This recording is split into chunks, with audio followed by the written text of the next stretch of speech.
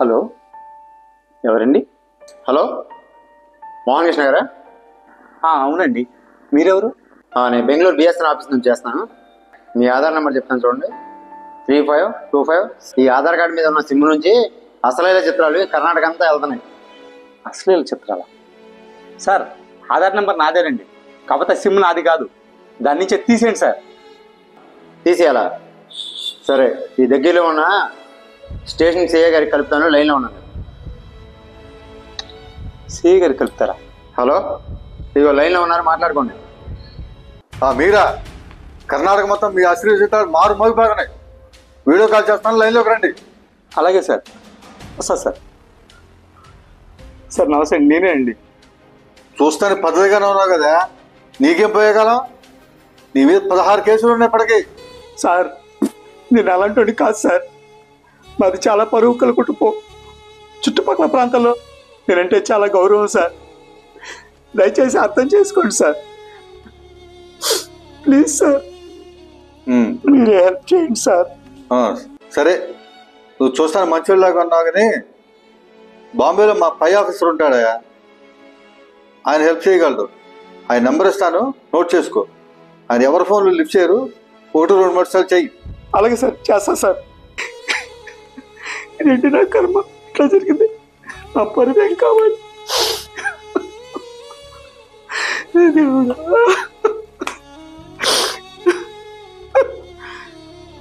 Sir. నమస్తే sir. చూడండి మోహన్ కృష్ణ, మీ గురించి మా బెంగళూరు సిఐ గారు మొత్తం చెప్పారు. మీరు చాలా మంచివారని కూడా చెప్పారు. మీ మీద 16 కేసులు ఉన్నాయి.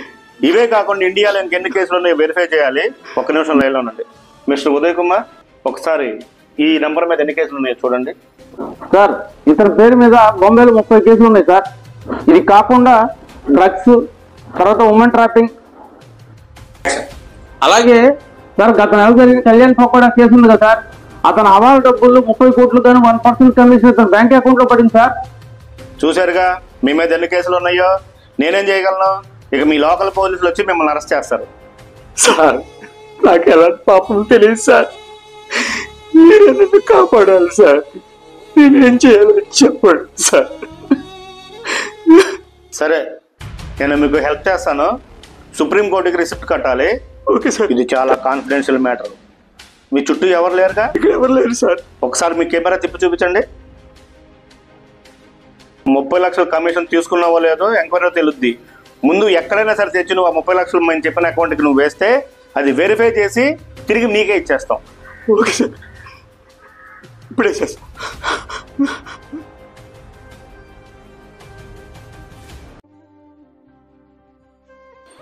ఏంటి 4 రోజుల నుంచి చూస్తున్నావు అన్న, డల్గా ఉన్నాడు. అవును, పద ఇల్లు అడుగుదాం. ఏంటన్నా 4 రోజుల నుంచి చూస్తున్నా, చాలా డల్గా ఉన్నావు. ఏమన్నా ప్రాబ్లమా? అన్న, మేమేమన్నా సహాయం చేయగలమా?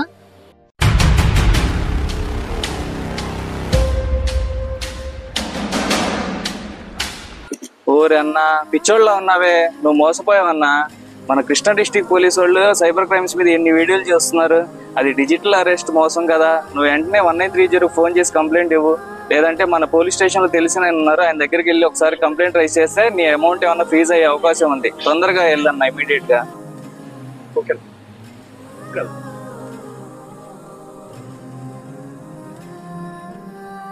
నమస్తే మేడం, కంప్లైంట్ ఇవ్వాలి మేడం.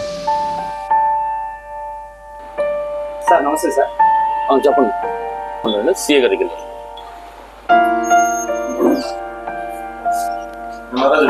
సార్. ఏం లేదు సార్, సైబర్ క్రైమ్ ఒకటి జరిగిందంట, కంప్లైంట్ ఇద్దామని వచ్చారు. ఎవరు? మోహన్ అని. నమస్తే, కూర్చోండి. మీ పేరు? మోహన్ సార్. చూసారుగా, ఈ సిబిఐ అధికారులను ఏ విధంగా బెదిరించి ఆర్థిక నేరాలకు పాల్పడుతున్నారు. కాబట్టి మేము తెలియజేయడం ఏమనగా, ఇలాంటి ఏమైనా ఫోన్ కాల్స్ వస్తే ఎవరో కూడా వాట్సాప్ కాళ్ళు ఎత్తొద్దు. సిబిఐ అధికారులు అని బెదిరిస్తూ ఉంటారు, అయినా కూడా మీకు భయపడవద్దు. మీ ఫోన్ నెంబర్లు, మీ ఆధార్ నెంబర్ మీద ఫోన్ నెంబర్ రిజిస్టర్ అయి ఉన్నాయని, వాటి మీద అసాంఘిక మెసేజ్లు వచ్చినాయని, మీ మీద కేసులు రిజిస్టర్ అయినాయి చెప్తారు. వాటికి అన్నీ కూడా మీరేం భయపడద్దు. వీటి మీద మేము మా కృష్ణా జిల్లా ఎస్పీ గారి ఉత్తర్వుల ప్రకారం జిల్లా అంతా కూడా విస్తృత ప్రచారం చేయబడుతుంది. అయినా కూడా ఎక్కడో ప్రతిరోజు ఈ ఆర్థిక నేరాలు జరుగుతూనే ఉంటున్నాయి. కాబట్టి మీరు దీని మీద అవగాహన కల్పించుకోవడానికి కోరుతున్నాం. అదేవిధంగా ఎవరైనా డబ్బులు ట్రాన్స్ఫర్ చేస్తే వెంటనే 1930కి కాల్ చేయండి, మీ డబ్బులు హోల్డ్ చేయబడతాయి. దాని తర్వాత కోర్టు ఉత్తర్వుల ప్రకారం మీరు తిరిగి పొందవచ్చు. కావున మీ అంతా దీని మీద అవగాహన కలిగించుకుని ఈ ఆర్థిక నేరాలకు గురి కాకుండా ఉంటారని కోరుకుంటూ ఇట్లు మీకు ఆర్పట్ సిఐ.